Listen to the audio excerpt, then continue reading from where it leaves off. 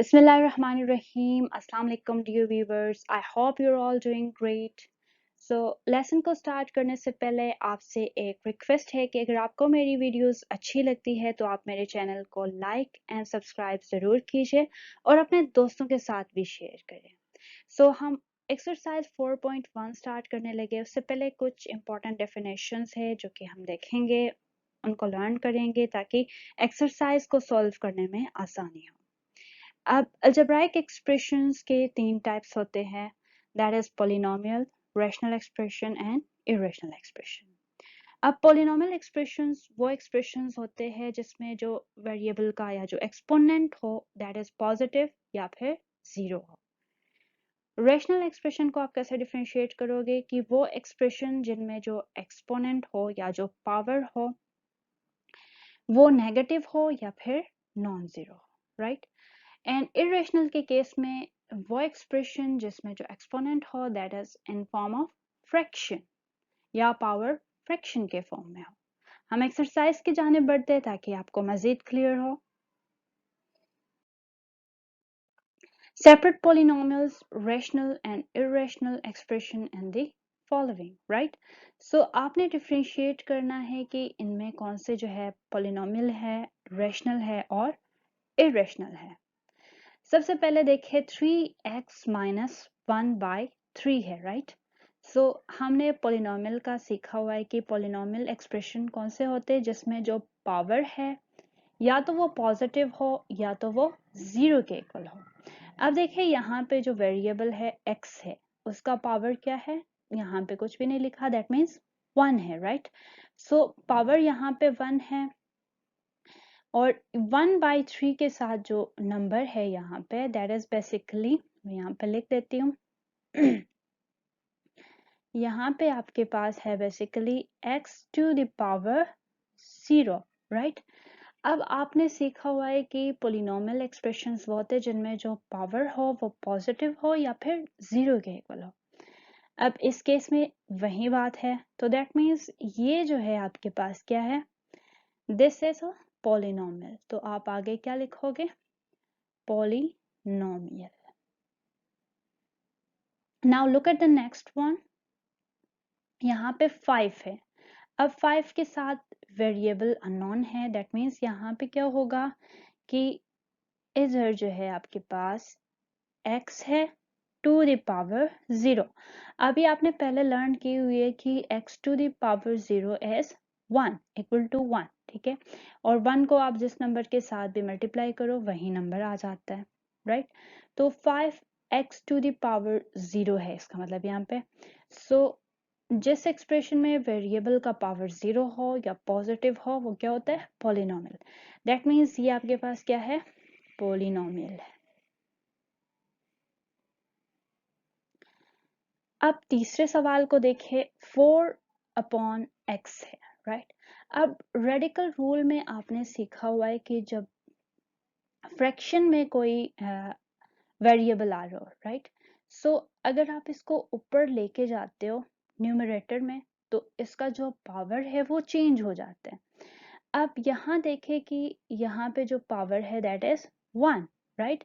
लेकिन जब आप इसको प्रॉपरली लिखोगे तो ये क्या बन जाए, इसको ऊपर लेके जाओगे तो ये क्या बन जाएगा, 4x to the power -1।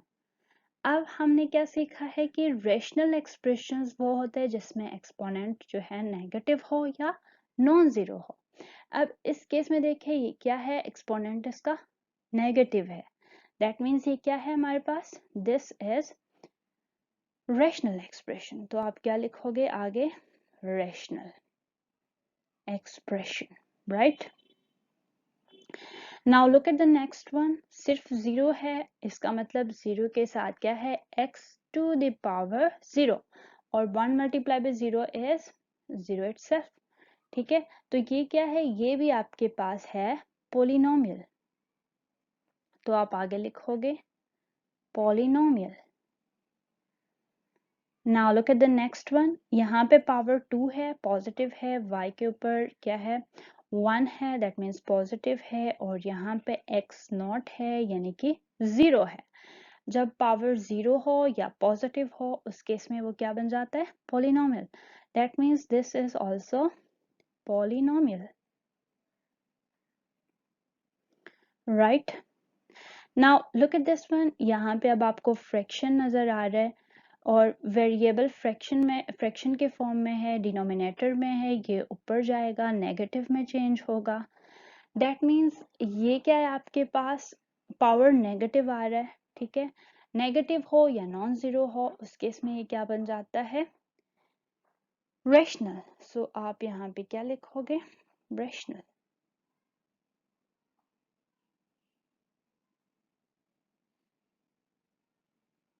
Now look at the next one, इसमें भी सेम सिचुएशन है। न्यूमरेटर में 1 है, डिनोमिनेटर में वेरिएबल आ रहा है। जब इसको आप ऊपर लेके जाते हो तो ये जो टर्म है ये नेगेटिव में चेंज हो जाता है, राइट। सो ये क्या है आपके पास? ये है rational, rational expression. Now look at the next one, इसमें जो है सारे नंबर्स आ रहे हैं, that means x to the power सबके साथ यहाँ पे क्या है? x टू द पावर 0 है और इसके साथ भी x टू द पावर 0 है, यानी कि 1 के x to the power 0 is equal to 1। और इस केस में ये क्या होगा? पॉलिनोमियल होगा, राइट।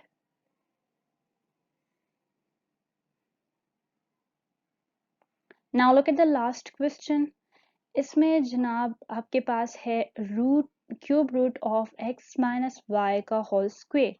आप इसको यूं लिख सकते हो x माइनस वाई का 2/3। यदि ये जो क्यूब रूट है आप इसको यूं 1/3 के फॉर्म में लिख सकते हो। 1/3 मल्टीप्लाई होगा 2 से तो ये 2/3 बन जाएगा। अब आपने सीखा हुआ है कि जब पावर या जो एक्सपोनेंट है फ्रैक्शन में हो तो उस केस में वो क्या बन जाता है? इर्रेशनल। सो दैट मीन्स ये जो केस है, ये जो एक्सप्रेशन है, ये इर्रेशनल है, right. Question number 2, separate polynomials and non-polynomials. In case of polynomial, also write the number of variables. हमने यहाँ पे polynomials को और non-polynomials को separate कर लेना है और polynomial के केस में हमने उनके number of variables भी लिखने हैं। So let's start 3 minus x by x.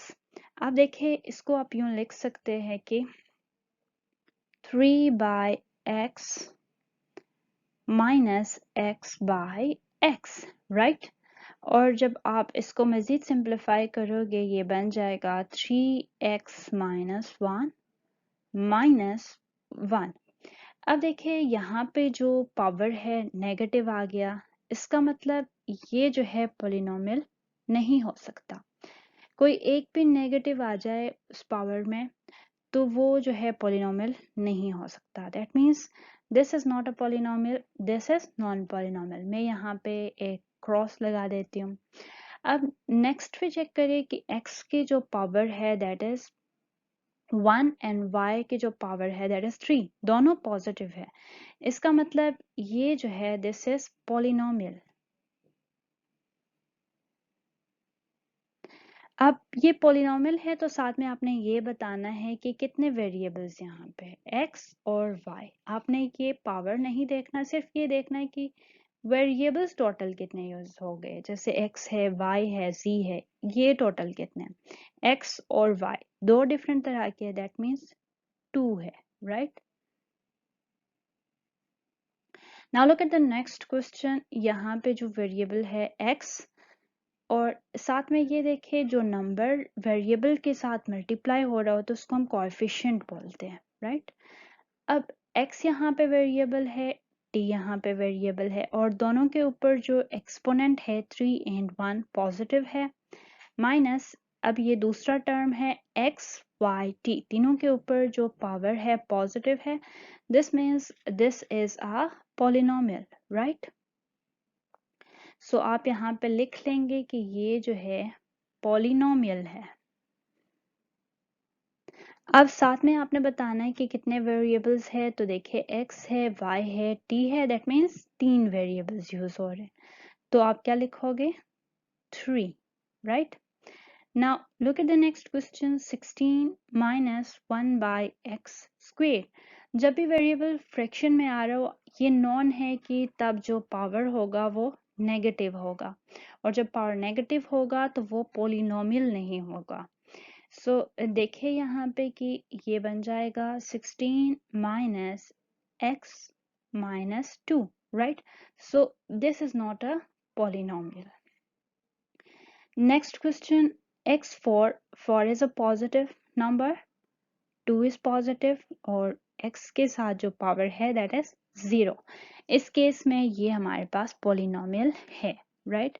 तो आपने यहाँ पे लिख लिया polynomial। अब देखिए वेरिएबल्स कितने यूज हो रहे हैं, सिर्फ x ही नजर आ रहा है। That means the total number of variable here is 1.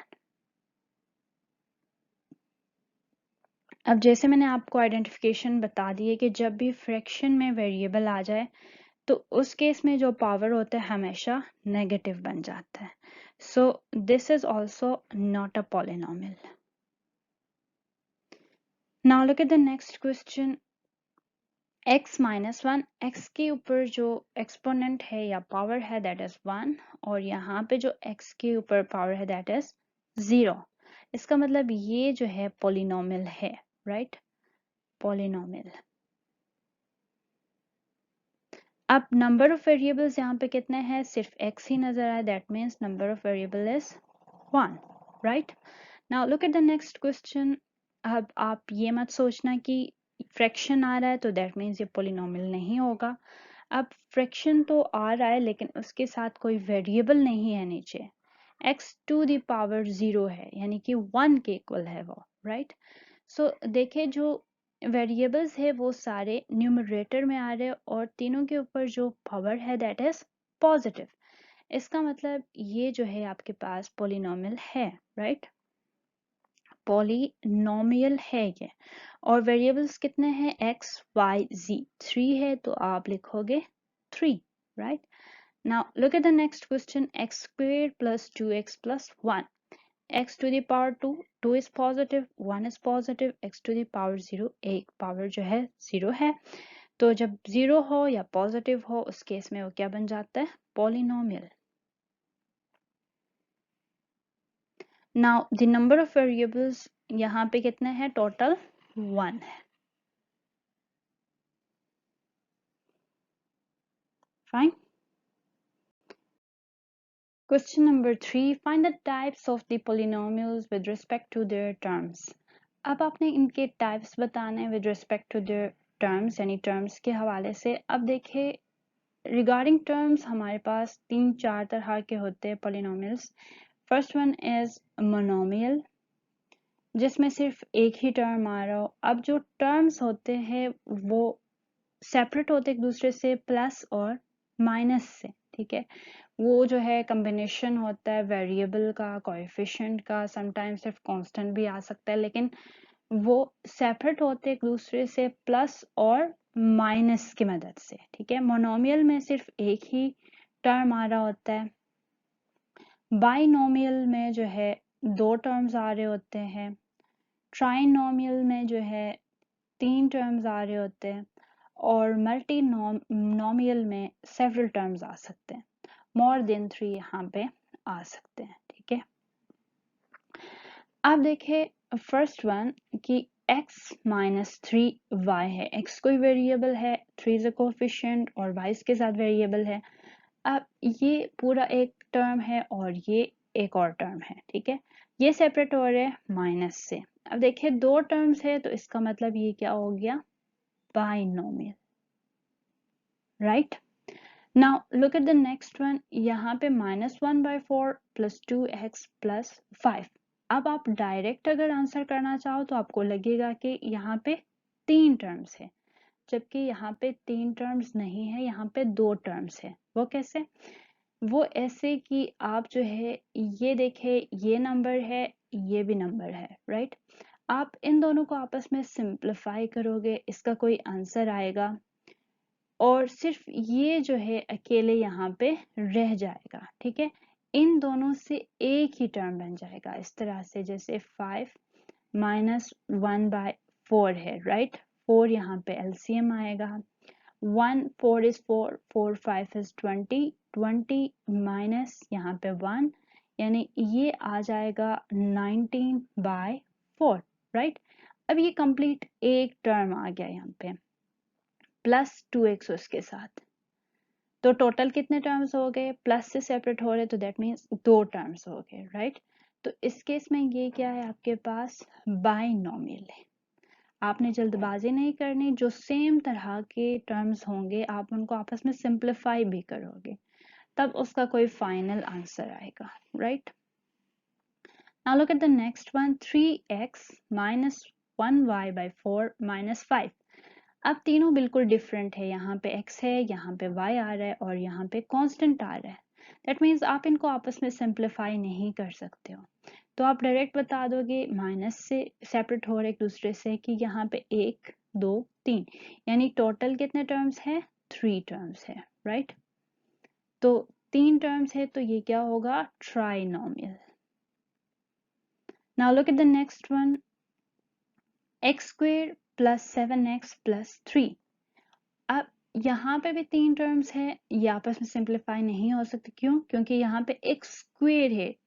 अगर ये सिर्फ x होता तो ये 7x के साथ सिंप्लीफाई हो सकता था, लेकिन अब नहीं हो सकता क्योंकि यहाँ पे x² है, यहाँ पे 7x है, ठीक है, और यहाँ पे कांस्टेंट है 3। सो यहाँ पे काउंट करें तो यहाँ पे बन जाएंगे कितने टर्म्स, 3 टर्म्स। दैट मीन्स ये है ट्राइनोमियल।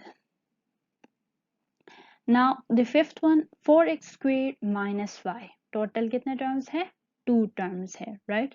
तो ये क्या बन जाएगा, बाइनोमियल। नाउ सिक्स्थ वन, सिर्फ x है, इसका मतलब ये मोनोमियल है, क्योंकि एक ही टर्म है और कोई टर्म नजर ही नहीं आ रहा, मोनोमियल हो गया, राइट।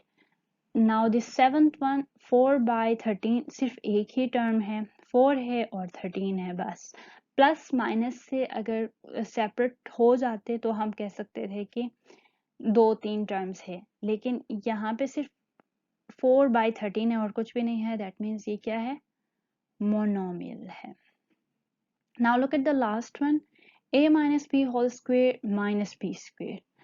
अब इसको आप पहले खोलोगे इस फॉर्मूले को, a - b होल स्क्वायर किसके इक्वलेंट है, a² - 2ab प्लस b² के, और साथ में ये -b² आ गया, ये +b² -b² एक दूसरे को कैंसिल करेंगे, क्या आंसर आएगा, a² - 2ab। कितने टर्म्स आ गए, 2। इसका मतलब ये क्या है, बाइनोमियल, राइट।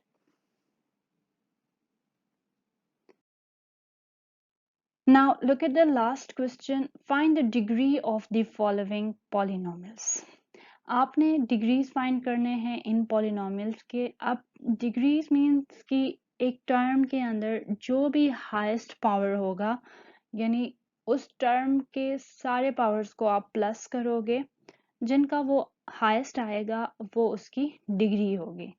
जैसे फर्स्ट क्वेश्चन में देखे x - y² है, x के ऊपर 1 है, y के ऊपर स्क्वेयर है, तो दैट मीन्स यहाँ पे y² जो टर्म है इसकी डिग्री ज्यादा है, यानी इसका जो पावर है वो ज्यादा है, दैट मीन्स ये उसकी डिग्री है। टोटल क्या डिग्री है इसकी, that is 2, right. Now look at the next one, x4y + y² + y³। अब जैसे कि मैंने आपको बताया टर्म्स के अंदर आपने पावर्स को ऐड कर लेना है, 4 है और y के ऊपर 1 है, दैट मीन्स ये क्या है, टोटल 5 है। यहाँ पे टोटल 5 है, यहाँ पे 2 है, यहाँ पे 3 है। अब इन तीनों में हाईएस्ट कौन सा है, 5 है, इसका मतलब इसकी डिग्री क्या है, 5 है, राइट।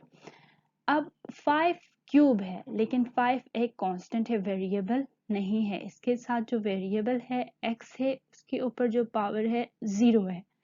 दैट मीन्स इसकी जो हाईएस्ट डिग्री है 3 नहीं है। 3 क्यों नहीं है, क्योंकि ये कांस्टेंट के ऊपर है, वेरिएबल के ऊपर होता तो हम उसको पावर कंसीडर करते हैं। अब देखिए यहाँ पे इसकी जो डिग्री होगी ये 0 होगी, right. Now the next one, x² y² + y²। अब आप देख के ये बता सकते हो कि 2 है डिग्री, जबकि आपने क्या करना है, टर्म्स के जो पावर्स उनको प्लस भी करना है। 2 2 यहाँ पे 4 बन जाएगा, यहाँ पे 2। अब 4 और 2 में से कौन सा ग्रेटर है? 4। इसका मतलब इसकी जो डिग्री है that is 4। Now look at the fifth one, x square y square z square है, राइट। अब इन तीनों को भी आप प्लस करोगे, 2 4 6, इसका मतलब इसकी जो डिग्री है दैट इज 6। नाउ एक्स के ऊपर 1 है, वाई के ऊपर 1 है, एक्स वाई स्क्वेयर। अब इन तीनों को जब इन दोनों को आप प्लस करोगे, 2 + 1 is 3, that means the highest degree is 3, right? Now x6 plus x square y5, यहाँ पे 6 है और 2 और 5 को जो आप प्लस करते हो दैट इज 7। इसका मतलब इसकी जो डिग्री है 7 है, राइट। पाई, अब देखिए पाई एक कांस्टेंट है, राइट।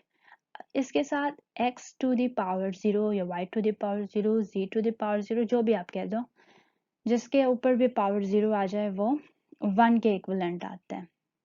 दैट मीन्स यहाँ पे जो है x टू द पावर 0, यानी इसकी जो हाईएस्ट डिग्री है that is 0, right. Now look at this one, इसको आप पहले सॉल्व कर ले कि ये क्या बन जाएगा, a square minus b whole cube. अब इस क्यूब रूट को जब आप यहाँ पे ओपन कर लेते हो, ये 1/3 बन जाएगा। आप इसको यूं लिख सकते हो, राइट। ये 3 इस 3 से कट गया, ये बन जाएगा a square minus b. B के ऊपर पावर 1 है, ए के ऊपर 2 है, दैट मीन्स जो डिग्री है यहाँ पे क्या होगा, 2 है। जो भी हाईएस्ट पावर होगा उन टर्म्स के अंदर वो उसकी डिग्री होगी, right. So thank you so much for watching Yasmina हॉलिक। Channel को लाइक, सब्सक्राइब और शेयर जरूर कीजिएगा। अल्लाह हाफिज।